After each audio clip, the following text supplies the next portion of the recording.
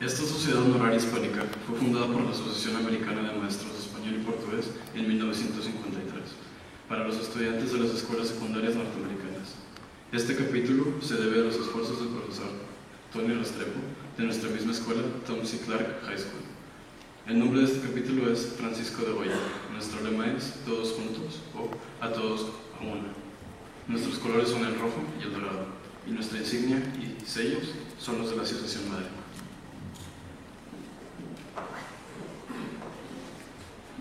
This Spanish Honor Society was founded by the American Association of Teachers of Spanish and Portuguese in 1953.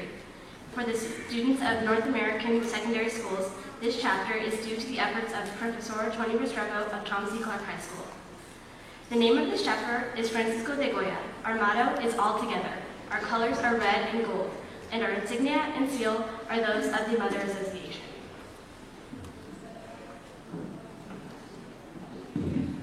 Ahora les pedimos que guarden silencio.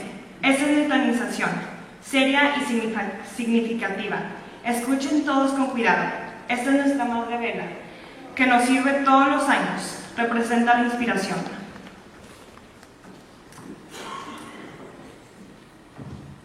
Now we ask that you remain silent. This is our initiation, serious and significant. Let us all listen carefully. This is our mother candle. It serves us each year. It represents inspiration.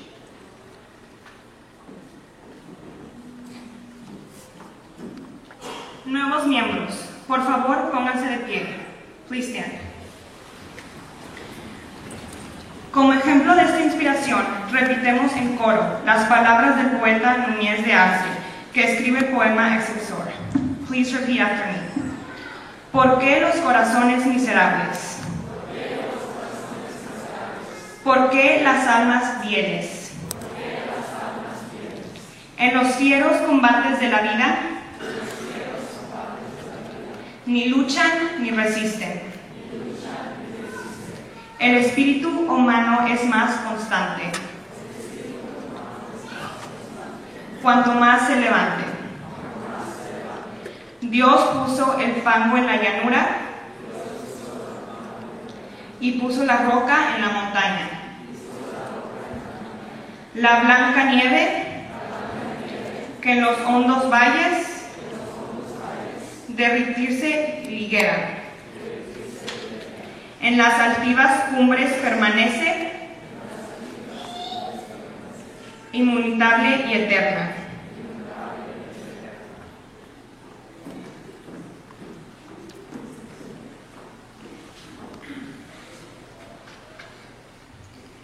Cada uno tiene una velita en la mano. Esta simboliza nuestra carrera en la vida. Así, sin arder, existe, pero no vive. Esa velita está diciendo, si me queman, vivo, si no, perezco. Ojalá nuestras vidas nunca sean velas sin arder. Ahora vendrá cada uno de ustedes en turno a esta madre vela a recibir de ella la llama simbólica, la llama que simboliza con su ardor la inspiración hacia altos ideales.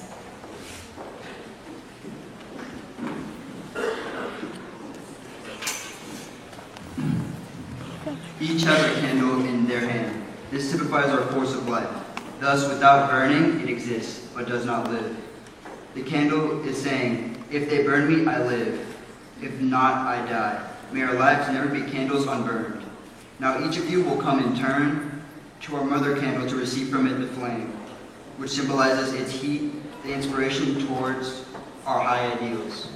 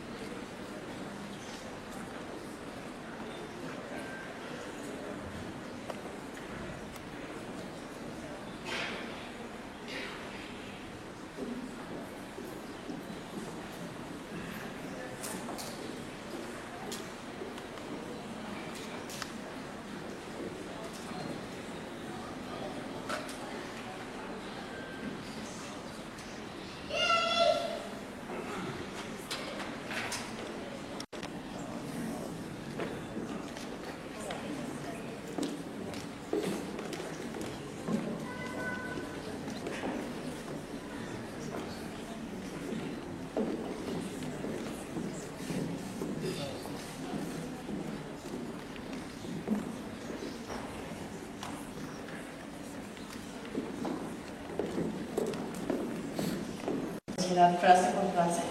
You will repeat the oath of the society phrase by phrase. Como miembro del capítulo Francisco de Goya, prometo dedicarme al estudio de la lengua española con el fin de dominarla algún día, recordando que una lengua puede ser un lazo fuerte entre personas de distintos orígenes, de raza o religión. Como ciudadano de mi patria, prometo promover la amistad y el entendimiento entre ella y los otros países del mundo. Esta es mi promesa y mi juramento. Ahora cada uno apagará la llama de su velita, todos.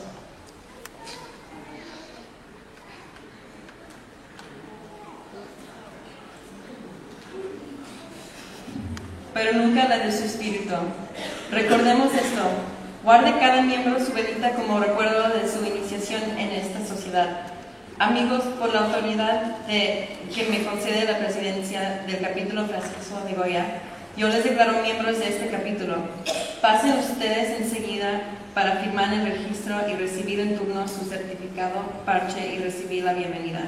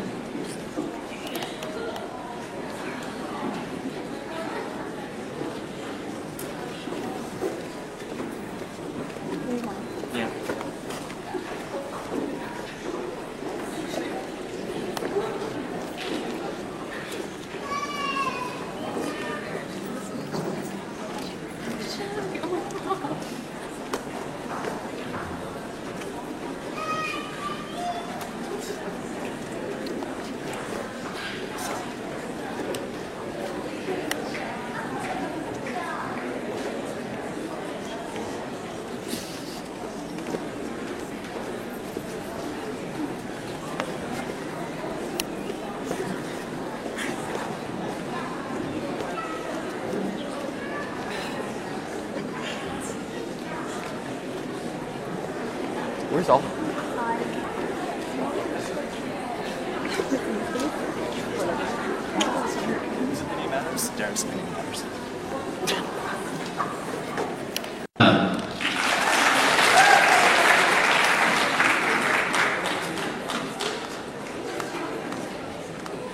Caitlin Edwards.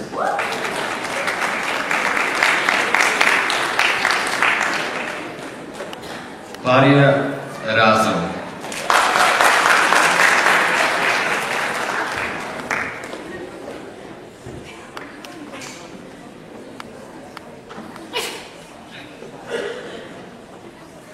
Mauricio Fernandez.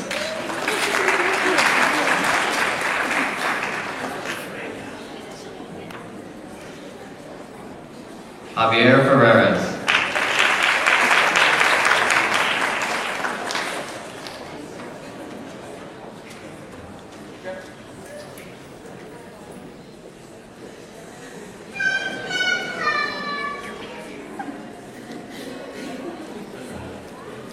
Karen Flores.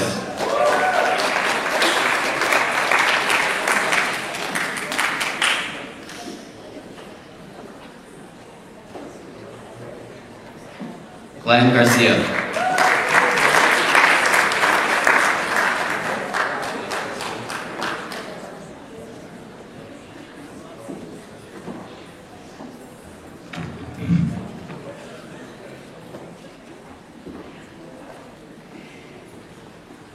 Krista Garcia.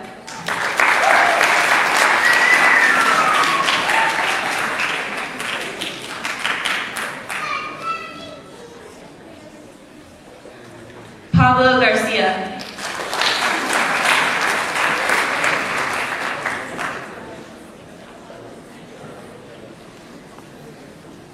Victoria Garza.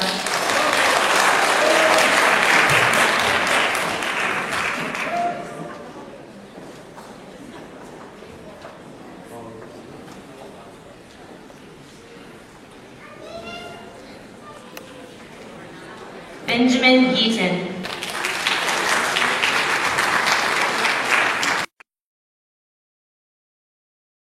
Of the Medical Tourism Research, and the co-chair of the International Committee of the Agde Research Institute at Texas A&M University.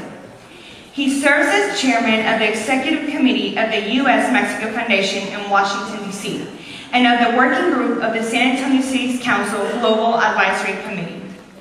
He has served as CEO of the North American Development Bank, executive director at the Mexican Foreign Trade Bank, and partner and chairman of 2 marketing and business consulting firms in Mexico. He is the past chairman boards of the World Affair Council and the Free Trade Alliance in San Antonio. He is the host of Hablemos de Negocios at Univision TV in San Antonio and Austin. He has published business essays in the US, Mexico, Canada, the UK, and the Netherlands, and has participated as a speaker and lecturer in over 30 countries. He is a graduate from Harvard University, where he was recognized with the Literature Fellow Award. Ladies and gentlemen, please welcome Professor Raul Rodriguez.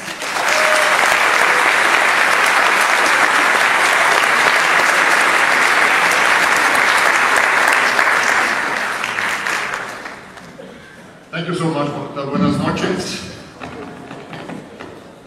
It's a true honor to be here with you, and thank you, Professor Estrepo, for the kind invitation. Thank you, Marta, for the very kind introduction. Principal Woods, thank you for hosting us. Can you hear me?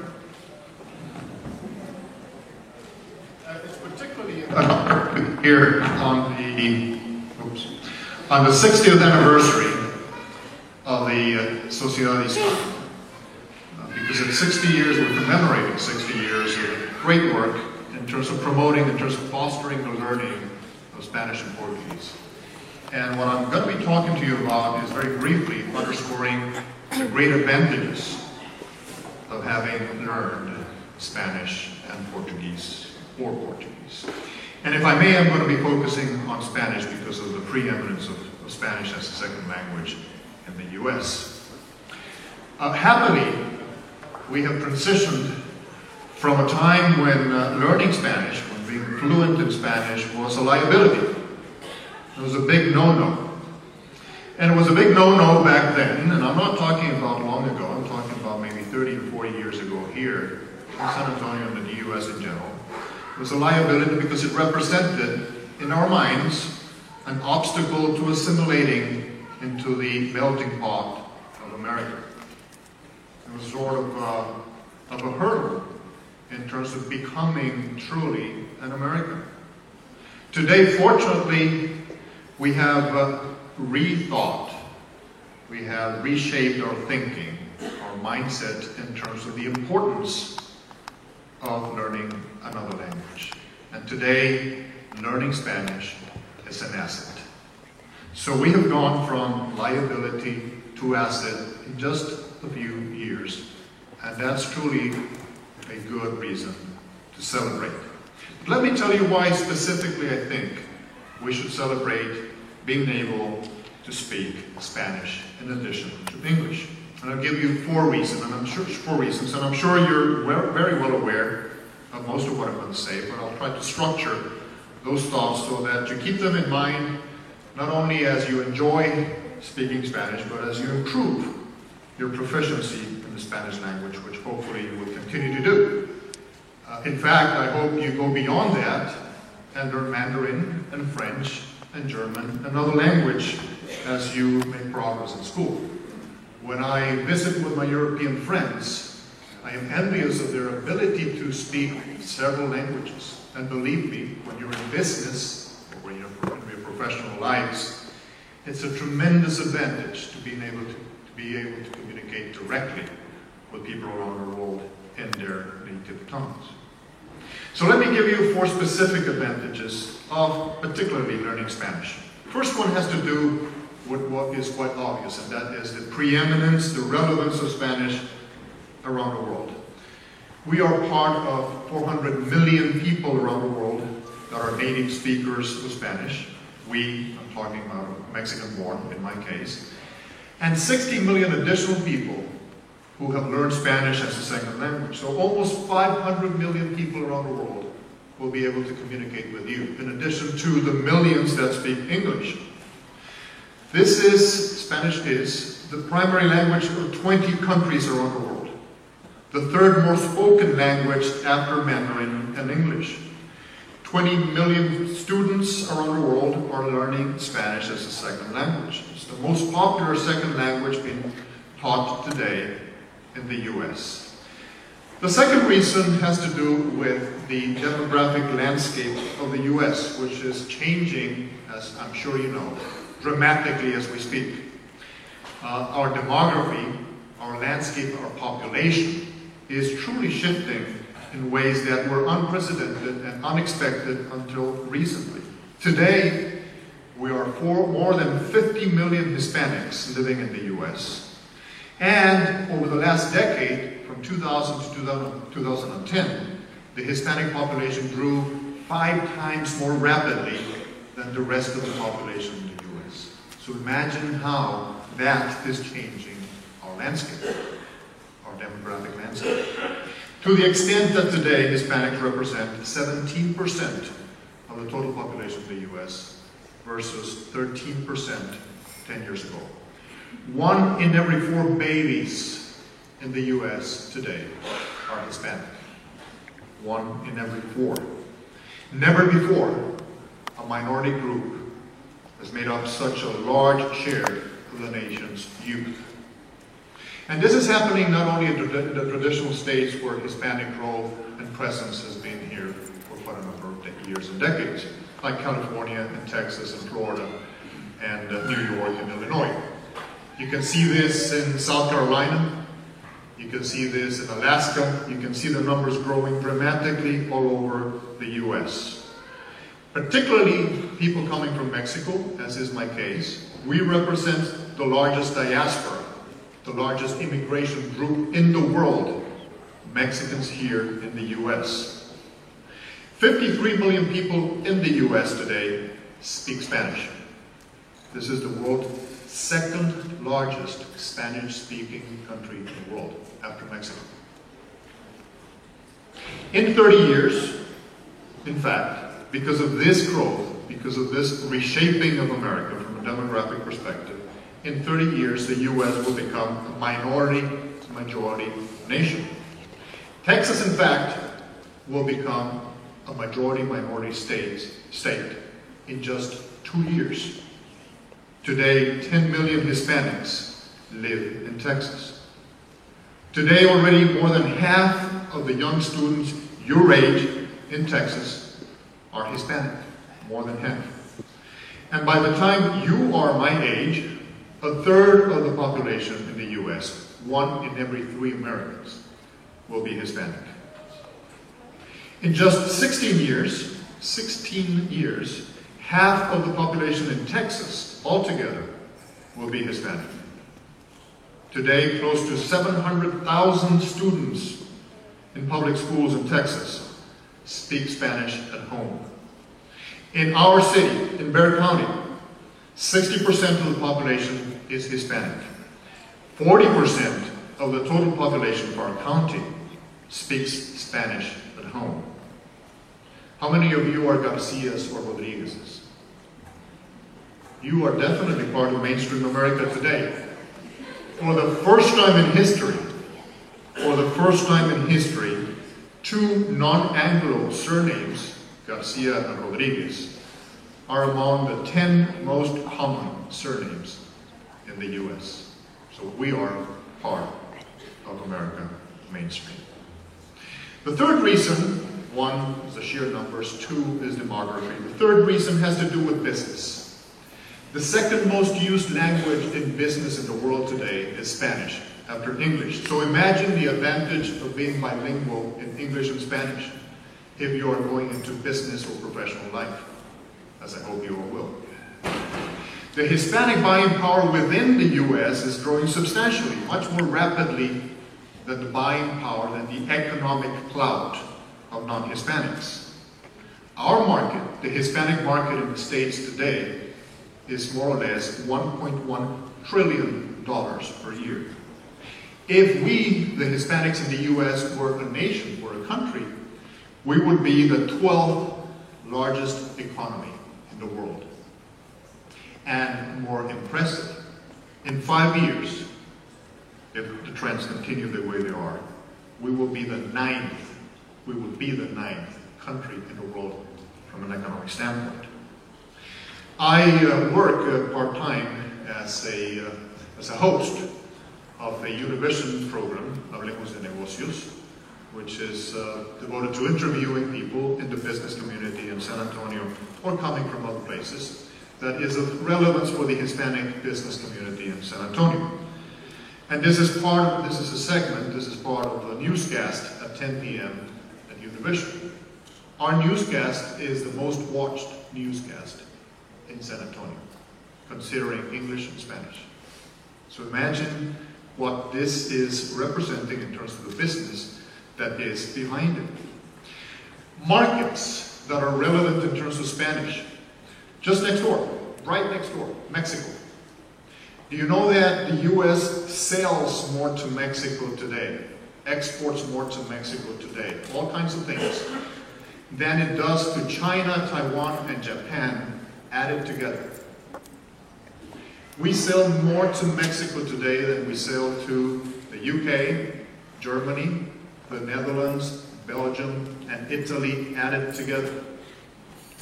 We sell more to Mexico today than to Brazil, Russia, India, and China added together. We sell more to Mexico today than we sell to all the rest of Latin America and the Caribbean added together. It's a tremendous customer just south of the border, just a few miles from here. Imagine the advantage of doing business with Mexico while speaking Spanish. It makes a tremendous difference. I can tell you that because I do a lot of business with Mexican firms. In fact, in Texas, more than a third of our sales, of our total exports, go to Mexico. That is about 3.5 times more than what we sell to Canada. And it's 7 times more than what we sell to China. So this is definitely a tremendous market for us, and it's right next door. And it sustains in Texas alone about 500,000 jobs. And it's growing like you can't believe. And in addition to that, we are building clusters of industry that cross the border, corridors of industry that cross the border, production processes that include both sides of the border. If you go to Toyota in San Antonio today, which as you know is one of the central components of our job source in San Antonio and growing with tremendous potential, you will find that the Tundra trucks that are produced in Toyota incorporate tremendous amounts of components coming from Mexico. And parts of the truck go back and forth in terms of the production process itself. So the integration in terms of business with Mexico is a tremendous asset for San Antonio. And in order to be part of that, speaking Spanish is itself a tremendous asset. Let me finalize with one more advantage of speaking Spanish that you will face more and more as this landscape of America continues to evolve from a demographic perspective. This is an advantage that is perhaps more subtle, difficult to understand, but more profound and more important. We are a product of two cultures. South of the border, the Hispanic culture is a culture that comes from Philip II and Counter-Reformation and Conquest and Mestizaje. The Anglo culture is a culture that comes from Luther and Reformation and no Mestizaje but settlement. Two different versions of Western civilization. We are blending, we are merging the two versions of Western civilization. And as we do that, we need to understand each other. We need to build bridges to make sure that we enrich this wonderful melting pot that we call America. A melting pot that is composed of essential values that have prevailed for many years and many waves of immigration. In order for us to be a melting pot and not a salad bowl, which would do away with the advantages that we have as a society in terms of our values, we need to understand and we need to communicate. And a fundamental ingredient, a bridge of understanding, is language. So being bilingual is definitely not a liability. It's a tremendous asset in these four ways.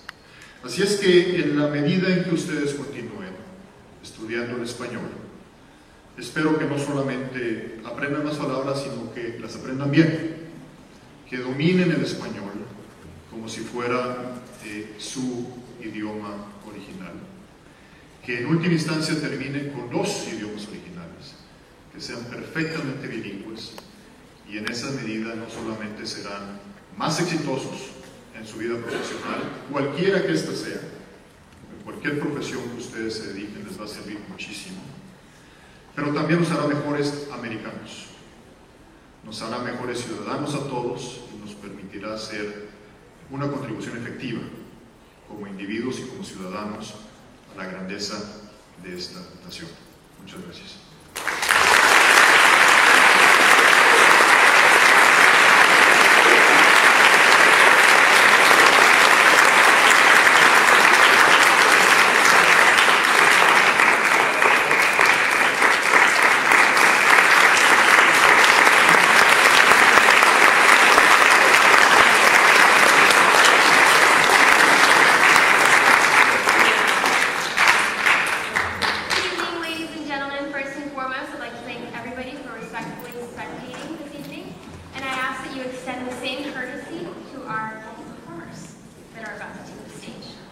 Without further ado, it is my privilege to present to you two Spanish 5 AP students from Mr. Estreba's class, David Ordóñez Palacios, playing the flamenco guitar, accompanied by Andrés Zavala, who is reciting the poem by Federico García Lorca, Muerte de Antonito el Camborio.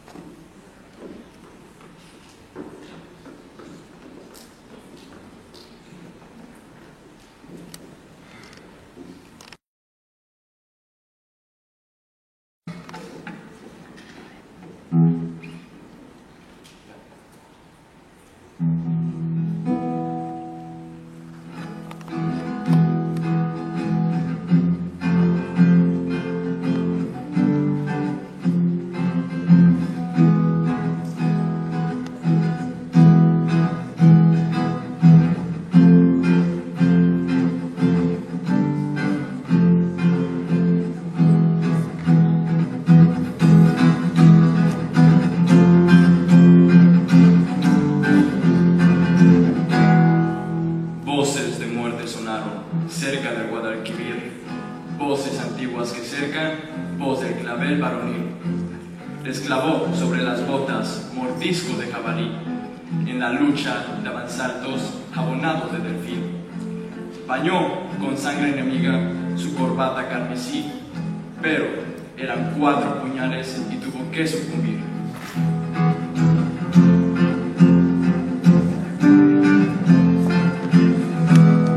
Cuando las estrellas clavan rejones al agua gris, cuando los herales sueñan Verónicas de Alelí, voces de muerte sonaron cerca de Guadalquivir.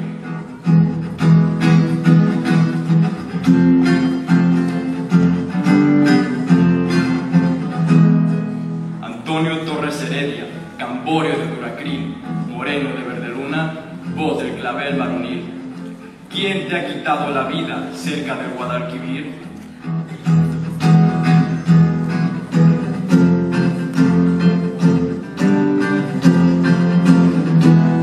Mis 4 primos Heredias, hijos de Benamejí, lo que en otros no envidiaban, ya lo envidiaban en mí. Zapatos color corinto, medallones de marfil y este cutis amasado con aceituna y jazmín.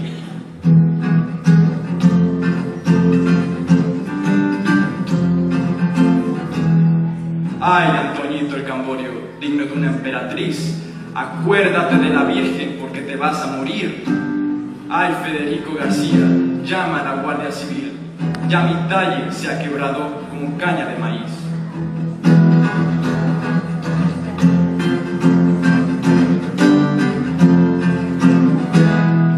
Golpes de sangre tuvo y se murió de perfil. Viva, moneda que nunca se volverá a repetir. Un ángel marchoso pone su cabeza en un cojín y otros, de rubor cansado, encendieron un candil.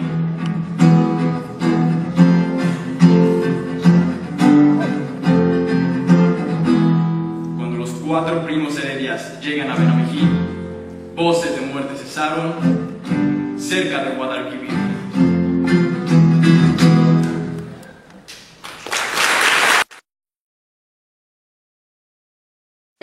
Professional life spans over 40 years and includes the recording of 10 long-playing records under the label of CBS and Sony International.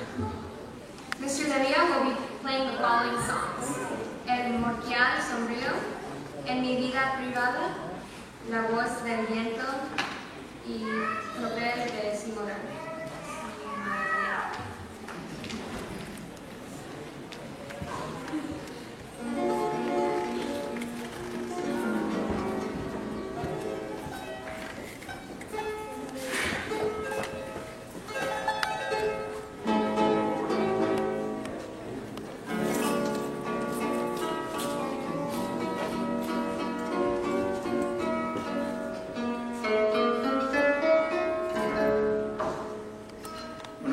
Buenas noches.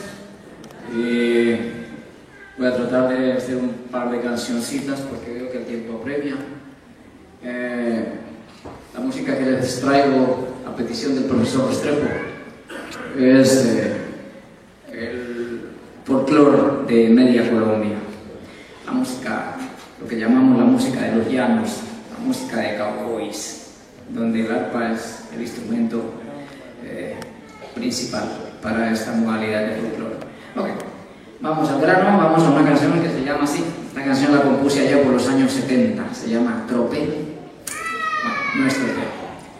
Esto se llama el Morichal Sombrío. El Morichal es un conjunto de palmas, como un oasis sombrío. El Morichal Sombrío.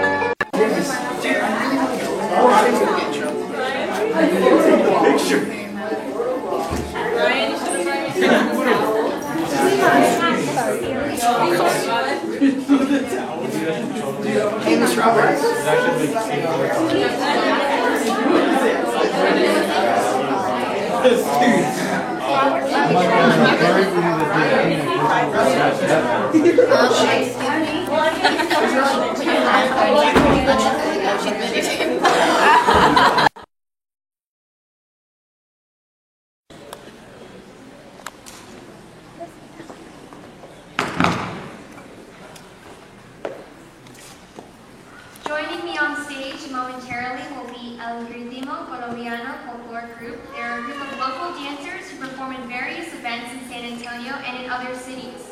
They'll be performing two traditional dances from the country of Colombia, South America.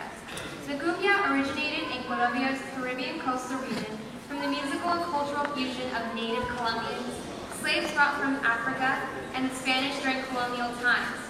Cumbia derives from the African word cumbe, which means celebration. The basic step represents slavery due to the chains grabbed around the feet. The slaves had maintained the same posture throughout the dance. The candles and skirts, also called poleras, were used by the women as a symbol of sensuality to attract men. Please welcome Ritmo Colombiano.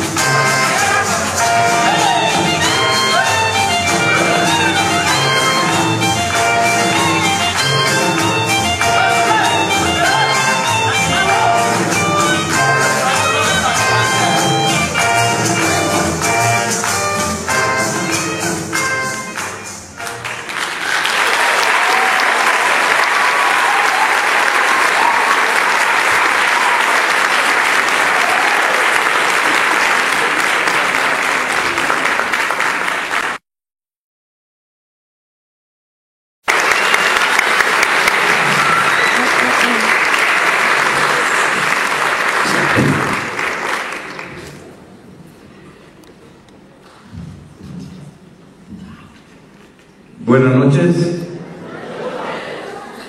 Y arriba Colombia. Arriba México. Arriba El Salvador. Centroamérica y arriba la United States.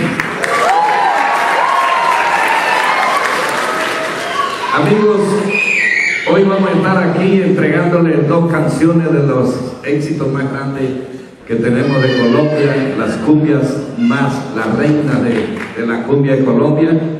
Y no venimos todo el grupo completo porque uno está por fuera, pero quisimos hacer frente nosotros a tocarle típicamente lo que acostumbramos a tocar allá cuando se trata de una parranda de esta.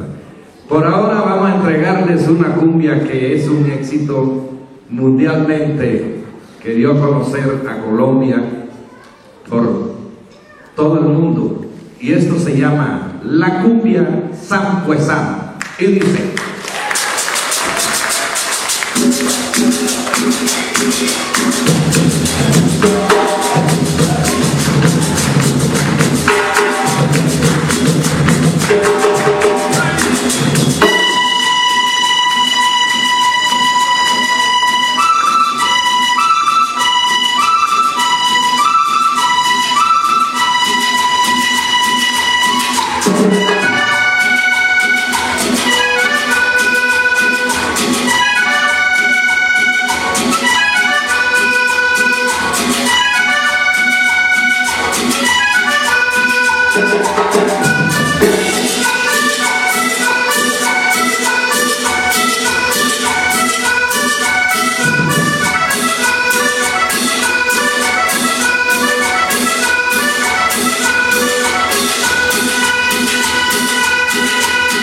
La cumbia sampuesana, la que baila con ganas. La cumbia sampuesana, la que baila con ganas.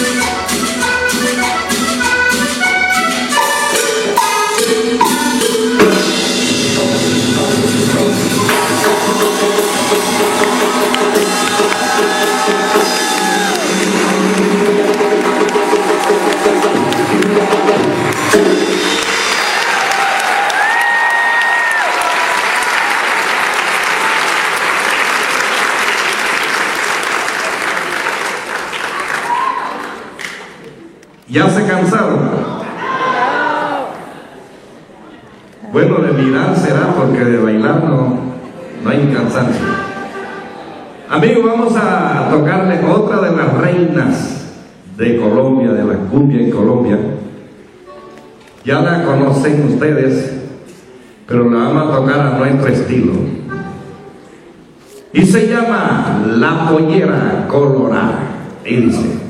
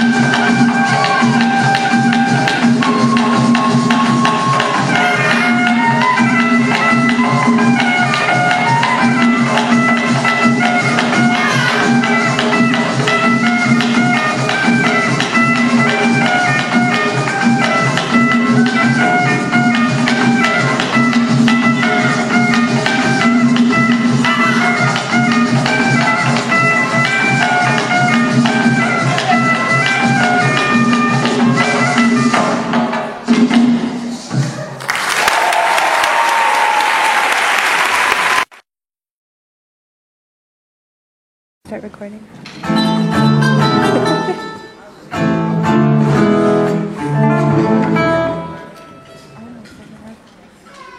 Buenas noches. Somos Andean Fusion from Peru, Ecuador, and Mexico. Well, we are here and we're going to represent South America.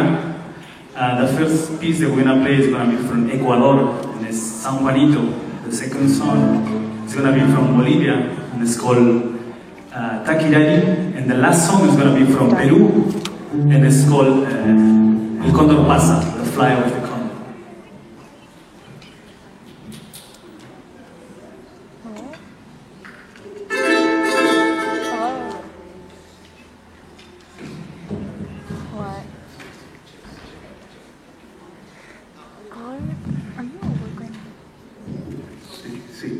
Sí.